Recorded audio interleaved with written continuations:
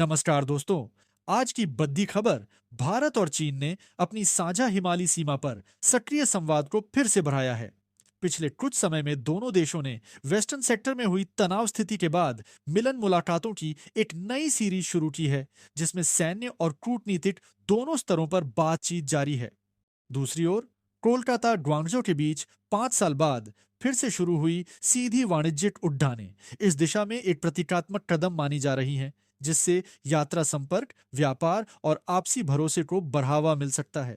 विश्लेषकों का कहना है कि ये कदम दिखाते हैं कि दोनों देश अब प्रतिद्वंद्विता से आगे बढ़कर सहयोग और संवाद की ओर झुक रहे हैं।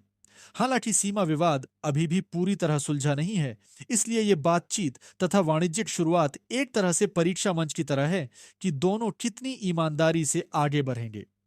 भारत और चीन के बीच एक बार फिर से कूटनीतिक हलचल तेज हो गई है। 5 साल के लंबे अंतराल के बाद दोनों देशों ने न सिर्फ सीधी उड़ानें फिर से शुरू की हैं, बल्कि सीमा नियंत्रण को लेकर सक्रिय संवाद भी शुरू कर दिया है।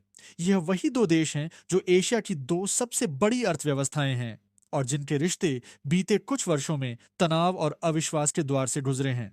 सीमा पर शांति की कोशिशें। हाल ही में बीजिंग में हुई एक बैठक में भारत और चीन के अधिकारियों ने वास्तविक नियंत्रण रेखा यानी एलएसी पर शांति बनाए रखने पर जोर दिया। चीन की विदेश मंत्रालय की प्रवक्ता ने कहा कि दोनों देशों के बीच संवाद सकारात्मक और रचनात्मक रहा। भारत ने भी दोहराया कि सीमाओं पर स्थिरता ही द्विपक्षीय संबंधों की असली नींव है। लद्दाख और अरुणाचल जैसे क्षेत्रों में पिछले कुछ वर्षों में जो तनाव देखने को मिला था, उसे कम करने के लिए अब दोनों देश नए भरोसे की कोशिश कर रहे हैं। उड़ानें भरोसे की पहली उड़ान कोलकाता से चीन के ग्वांगझो तक शुरू हुई सीधी हवाई सेवा को दोनों देशों के बीच विश्वास बहाली का प्रतीक माना जा रहा है। 2019 के बाद पहली बार कोई भारतीय एयरलाइन चीन के लिए उड़ी है। व्यापार जगत ने इसे सराहा है, क्योंकि इससे कारोबार, शिक्षा और पर्यटन तीनों को बड़ा लाभ मिलेगा। हालांकि यह अभी शुरुआती कदम है, पर संकेत साफ हैं कि दोनों देश टकराव से बातचीत की दिशा में बढ़ रहे। भविष्य की दिशा दुनिया अब दो ध्रुवों में बढ़ती जा रही है, अमेरिका यूरोप बनाम चीन रूस।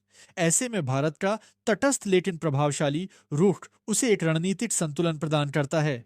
अगर भारत और चीन सहयोग कर पाते हैं तो एशिया आर्थिक रूप से और भी शक्तिशाली बन सकता है।